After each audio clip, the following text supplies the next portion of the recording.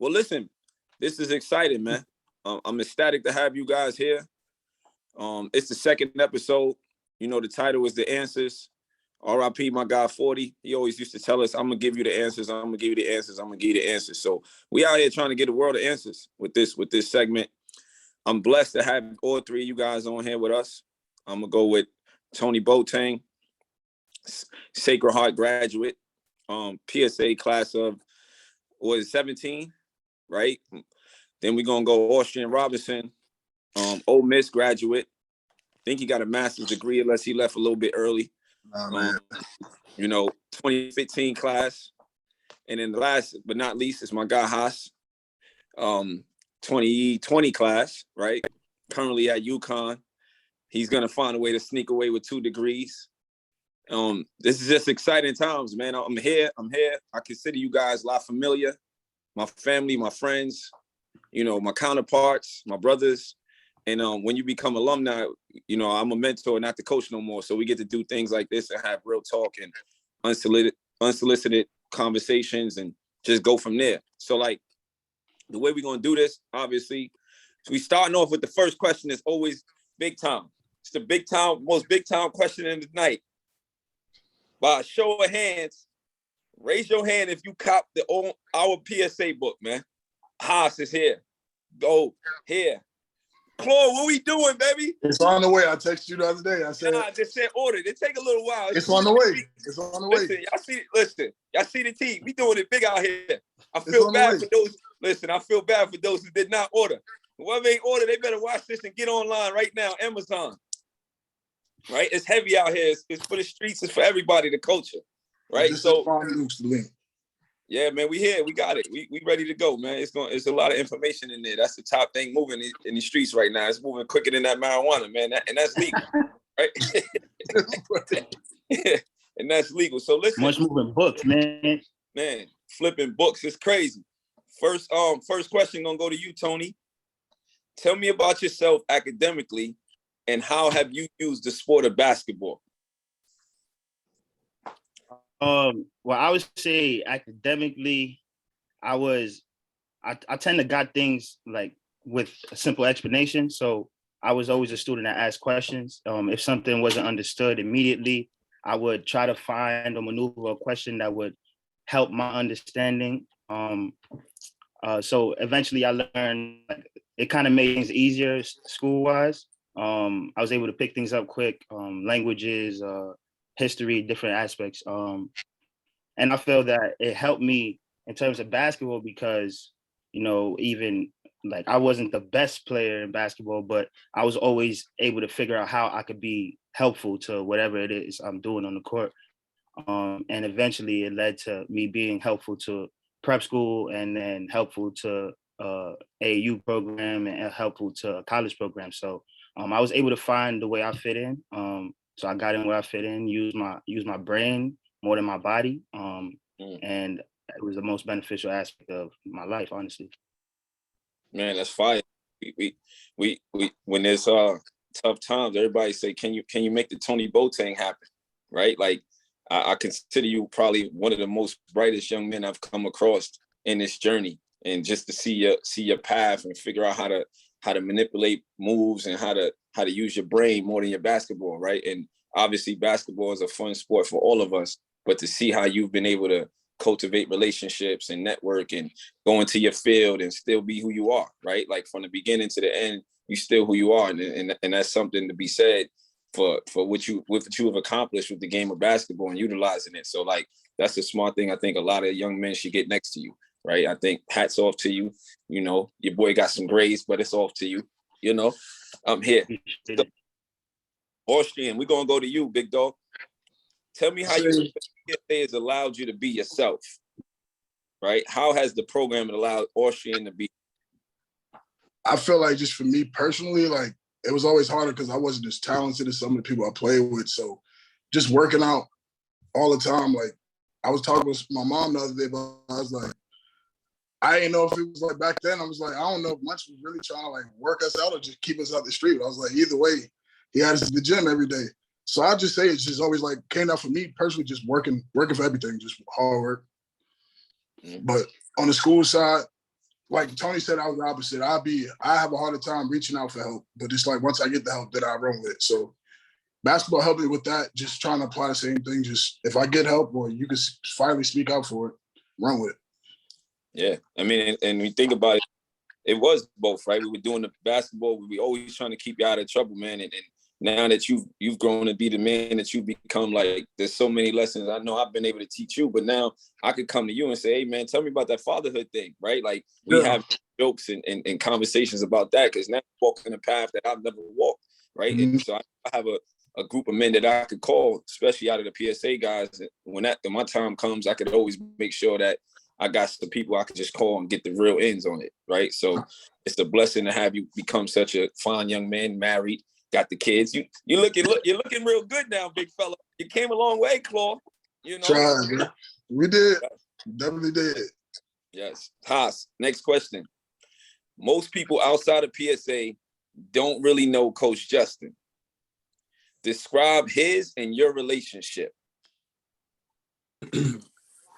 Coach Justin, just a great dude overall. You know, I would say he's a passionate person, and he's all about the kids and our lives. You know, me and Coach Justin built a great relationship after my first year playing with PSA, and he was always just checking on me and not really worried about basketball or anything else, but he was more worried about my life and what's going on in it and how can I improve as a person. And on the court. Yeah. Now that's the big dog. That's the big dog. Yeah. He got a soft spot for you guys.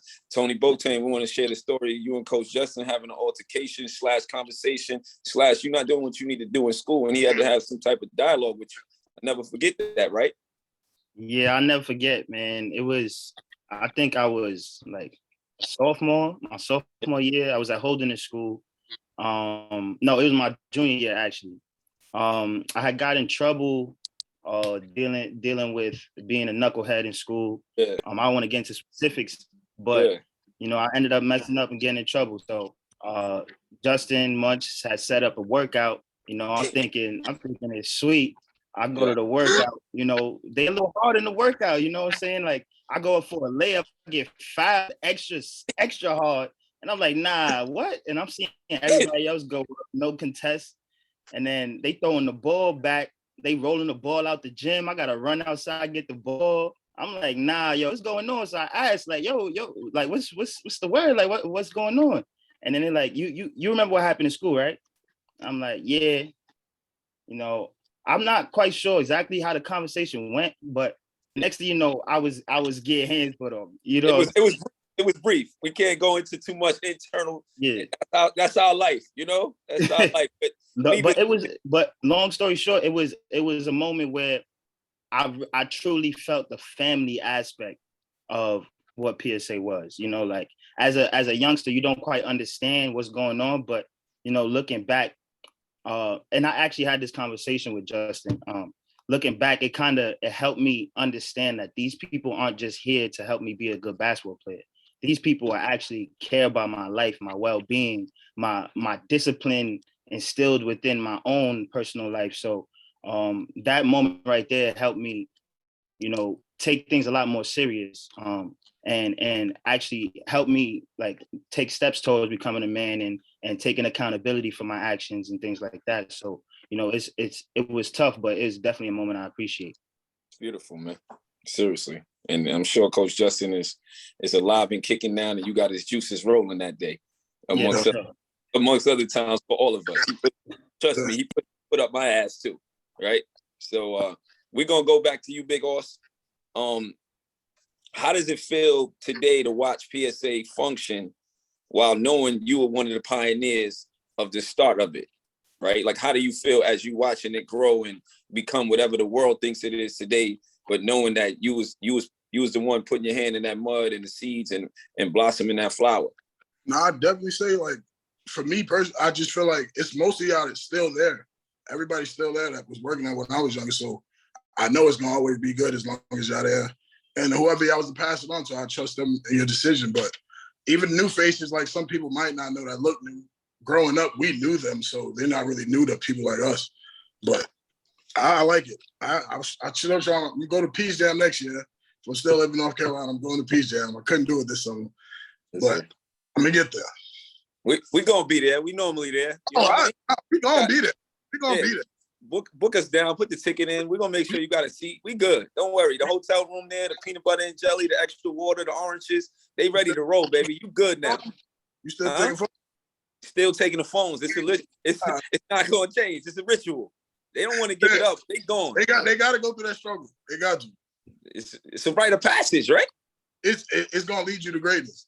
Thank you, man. Talk to the youth, man, because they're gonna watch this. Haas, give me a moment where your life had you confused and you felt like you had to lean on PSA. So it was my second year with PSA, and I injured my knee with PSA, and I was just confused as to why I had to be out for so long. You know, at the time I didn't need surgery or anything, but it was more of a rest thing, and PSA was there for me. You know, regardless of whether I couldn't play or not, I was on every travel trip. I was taken care of, checked on every day, rehab. I had it all with PSA, and I was injured. I couldn't play for them, but they were still there for me that year. Yeah, I mean, people don't nowadays. They tell you to stay home. We need the plane ticket, right? Like in that space, we obviously is back to what Tony and Austrian said. We value you learning that people value as a person, right? Even when you can't help them on the basketball court, and we going hundreds of miles away. So I think that helps build the trust from you guys to the adults. And if we weren't doing that, we would be fake fucks, right? So it's a beautiful thing to have that moment. And obviously you've given too much on the basketball court for us to ever complain. So you've earned that plane ticket, that hotel room, and everything that came with it. And you was a soldier. So we want to continue to have that same energy as always, right? Tony, what would you say your thoughts were initially for PSA, and how are they different now as an adult? Because you grown now. Yeah. Person in your videos, I see you moving your album around. You doing parties. You real grown. You're a legitimate adult. For sure. Love it. I would say initially, well, my first introduction to PSA, you know what I'm saying, was in high school. But the overall family, Team Scan, and the foundation was when I was actually 10 years old. I met Munch through a workout. He let me play on the 14U team with Austrian and Adianka and everyone, Bianca and everything. But my initial thoughts was, you know, this team, you know, they good. Like, this is good basketball, quality basketball. You know, they serious. I got a little older and actually became a part of the PSA program around 8th grade. And at that point, they were already built a foundation within the city, with this fun sport basketball and all the neighboring tournaments. So I my only thought was basketball. You know what I'm saying? I just thought that it was a talented squad. They had a group of young men coaching and leading, and I grew a connection with it. And then eventually it became the family. Became, pardon me, the train's going by, but eventually became a family. It became something that I saw towards helping me outside of basketball. Like, they got me into prep school, introduced me to different habits that I wasn't quite used to. And I feel that overall it helped me become a better man, a better person. And looking back now, I see it's just overall like a community. You know, it's not just a basketball team. It's not just a family, it's a community, because even outside of the people who play for the program, the people who used to play, you know, we used to always, like the SCAN program, for instance, kids from after school in the neighborhood will come to the program, play basketball, you know, build relationships with each other, get, you know, free lunch, free dinners. We used to have the Thanksgiving dinner from Yankee Stadium. And, you know, it kind of, like, people who drive from New Jersey to the Bronx to sit down with kids from the Bronx and eat dinner. You know what I'm saying? Like, things like that wasn't something I was accustomed to, because, you know, everyone tends to stay within their own, you know, unit, especially when it comes to family time. So you got to see that that's the actual failure, that they want you to meet other people. They want you to learn, want you to, take matters into your own hands at times and understand how things work so that you can go about it. So how I apply everything I've learned from PSA to now is, I don't take no for an answer. You know what I'm saying? Like I kind of, if someone says no, I kind of find my way to work around that. You know what I'm saying? So where was you? Who taught you that?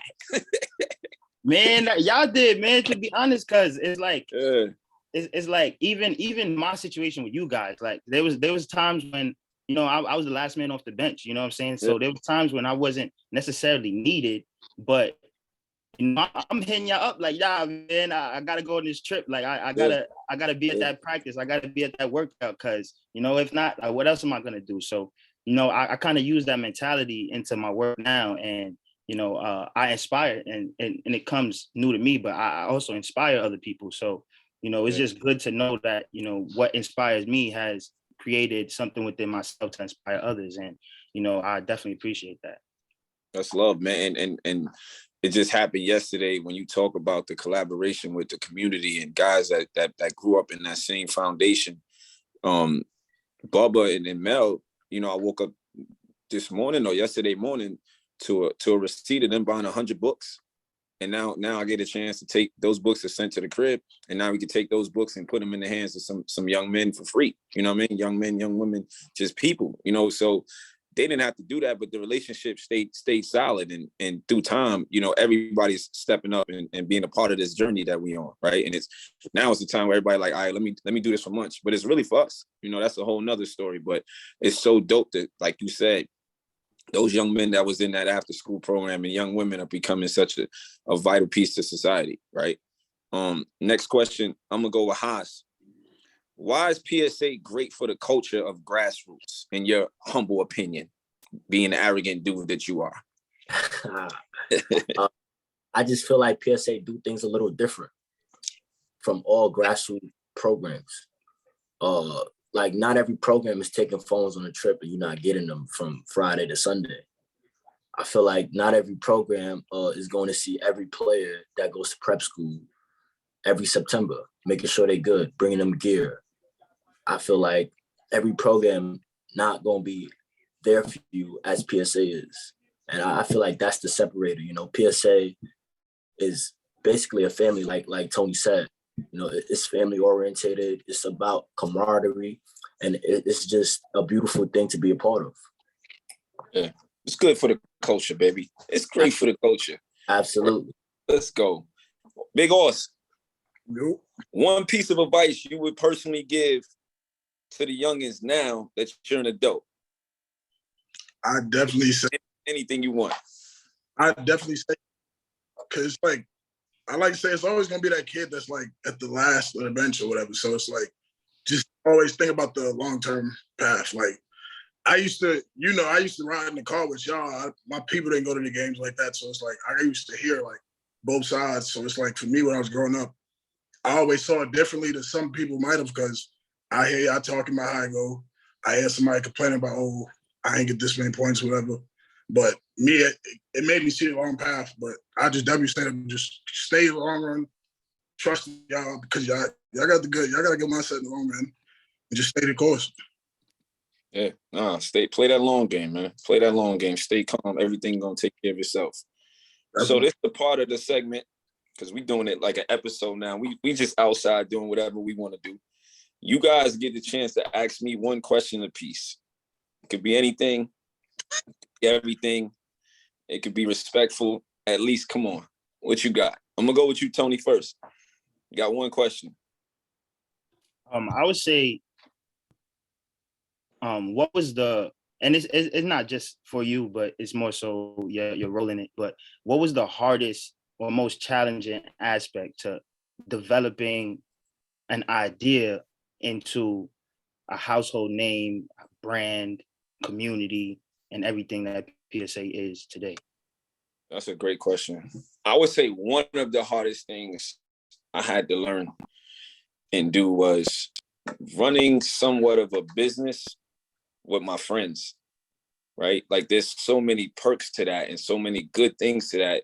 But the difficult conversations that you got to have to stretch the bandwidth of the program to get better, to make it more versatile, to take it to the next level, you're going to have difficult conversations, right? That as friends, you don't necessarily always want to say certain things, but you have to, because the kids and their families have to come before the quote unquote friendship, right? So you could find yourself in a big time tug of wars with family and friends, and every day y'all working together to build something that's like priceless and legendary. So like, I think that's one of the hardest things that I had to do, especially from the quote unquote face of the program, right? I never want to be somebody that I have the final say on anything. So I always elicit other people's feedback and open myself up to constructive criticism. And at times, just like every one of you guys on this Zoom, constructive criticism coming from people that love you is painful too, because they really know you, right? So I think that was the hardest thing that I had to learn how to cope with as we went forward, because every step that you want to get better, there's different ideas that are productive, right? Like these are smart men that I'm around. They're not like yes men, or they're not just people that don't know what's going on. So it forces you to get sharper in your toolbox, right? But it's also like, how you talk to somebody is important, because you don't want to lose a lifetime friend because of the game of basketball, which you love, right? So I would say that was kind of difficult. Haas? I want to talk about your book for a second. I want you to tell us what do you want people to get from your book and what you wrote about. That's dope. I mean, I want, in this book, I just want people to read and see certain scenarios and have the answers to that scenario before it happens to you as a young Black man in society, right? I want the older guys, as the adults, like Austrian guys a little higher, Tony, even my age group, to read something, see something, and accept being vulnerable, right? Like to be comfortable crying, or be comfortable going to see therapy, or be comfortable like not showing, like not being scared to show the world who you really are inside. Like you see people talking about depression and talking about anxiety and talking about their feelings. Like I want them to get more in touch with their feelings. I want I want society to know, like, listen, you guys got to stop putting us in these boxes. Y'all got to stop trying to make us be one way in life and allow us to be versatile. And, you know, we come in all different creeds, all different cultures, all different households. And I want them to accept that, right? And one of the things that's really going to be big for me is I want to be able to get this book in the hands of people who it challenges, right? And put it in environments where it's an ugly conversation that they be forced to have. And it could start in our living room, right? But then it needs to work its way into their living room, the people that don't want to have these conversations, right? So an example is I can easily take the 100 some odd books that Bubba sent me and donate them to the local public schools in the Bronx, because I'm a Bronx guy, right?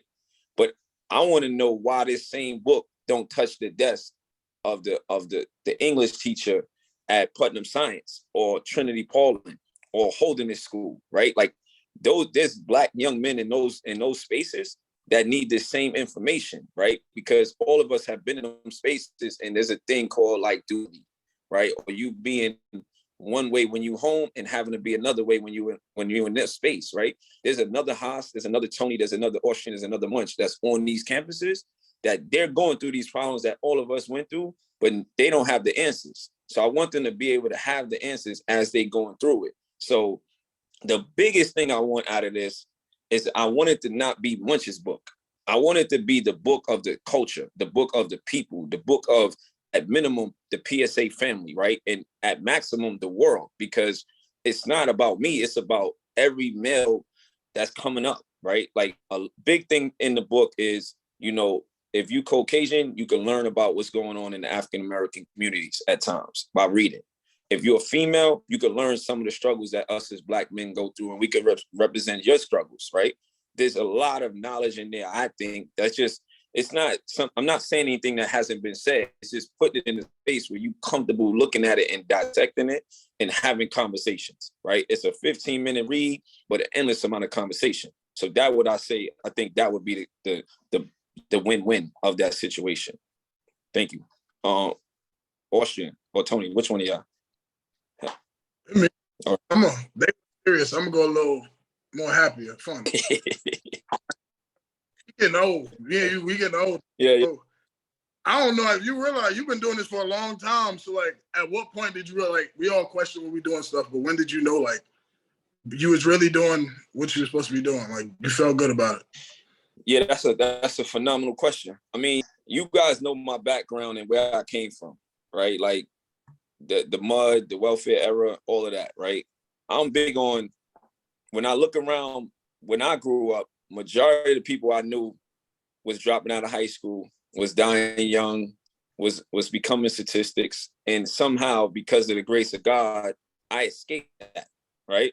I was able to be fortunate enough to make a path and be successful in certain areas that I, in my heart, right? Like, I don't talk to a lot of people about that, but in my heart, I know that, hey, if I don't give back in certain ways, there's a fear factor that God is going to remove me from this planet, right? So you start off saying, I want to get back to my neighborhood. I want to get back to my community. I want to get back to my city. But deep down inside, you're like, I need to do this because he made a way for me, right? When he didn't have to, and a lot of other people didn't get to this point. So I think once I realized like the effect that I have to help people and me doing something that's like God-given and God's calling and I'm working through him, there's a fear factor to walk away and say, okay, well, what's going to happen to me, right? So like, I got my own psychological stuff going on in that situation. Hope that answered your question. Because when I met high school coaches at Trinity Park, when he's like, he went to college, I was like, all right, he doing something. He went through what we going through. Yeah. No, that's real. It's real. Bonus question. I'm gonna give it to you, Tony. Give me, and keep it short and sweet. Give me one way you step outside the box that the world tries to put us in.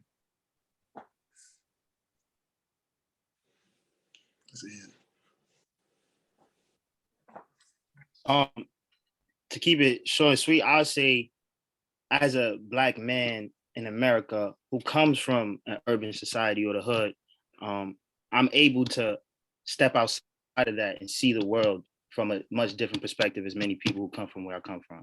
So by that, I'm saying, like, there's lifestyles and choices we make that, to me, at this point in my life, being that I've gone through what I've gone through and saw what I've seen, it's like I feel like I'm alienated to that type of mentality. So I'm not necessarily going to make choices that I would see would be detrimental to my life, or let's say impulsive. Like I'm not as impulsive or as I may have been had I not gone to prep school, had I not been in PSA. So I would say things like that. All right. Haas, we all know on this Zoom that we lost a soldier in 40 recently. If there's one thing you would want to say to him if you was next to him, what would it be? The biggest thing I would say is to thank him for his personality and his conversations. You know, a guy with that kind of personality and the way he used to talk to us, and he never even coached me. Mm-hmm. He never even coached me. And just his personality, on the effect he had on us, I just want to thank him for that. And I appreciate him for all of it. Yes, sir. Austrian, same thing. Nah, just same thing. I never really got to sit down with him or talk to him as I got older. And when I realized, I'm like, bro, I really thank me. You and him was like my first real father figures. So it was like, from just rides home and stuff like that, simple, small stuff that went a long way. Because it's like, sometimes I might have to bike from Harlem all the way to the Bronx to get there. And he'd give me a ride, but just everything he did, coaching, because he put in a lot of hours with me personally, just making sure I could be as best as I could be. It didn't matter what it was. We were just going to strive for that. But just thank you, because he did a lot. He did a lot, man. And that dude did a lot of driving. Now, that's the big at all times. That's why we call it The Answers. Tony, you're going to close us out, right? And a lot of people don't even know. First of all, we're doing things that no one else is doing, right?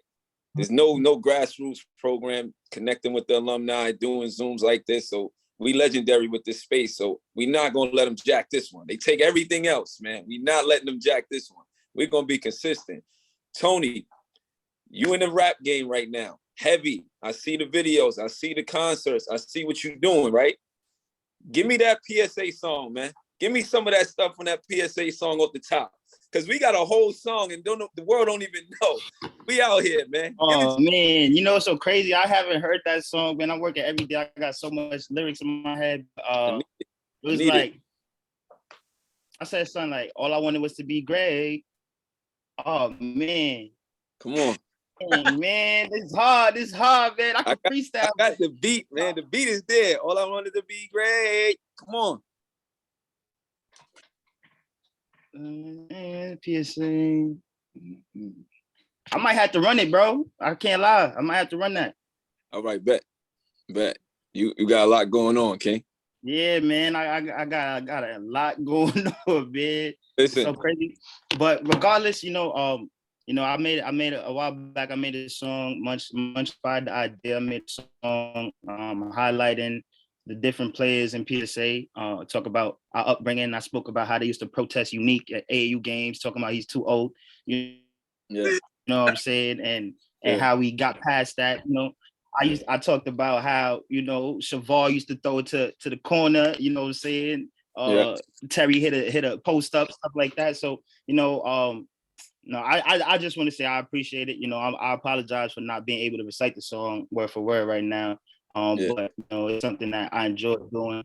Much inspired the idea, and I got another one coming for y'all soon. Just cause I flopped today, so I got another one for y'all. Listen, man, have it by March. We're gonna get on the road. It's gonna be bumping in the vans. You know what I mean? We're gonna be bumping in the van. We're gonna try to get on the layup line of some of these schools. It's nothing we can't do, man. Listen, episode 2, hot off the presses, fire. I appreciate you guys. Like I said before, y'all know I love y'all. Let's continue to stay next to each other, continue to motivate each other, lean on each other. What we do here is different, right? It's not better, it's not worse, it's just different.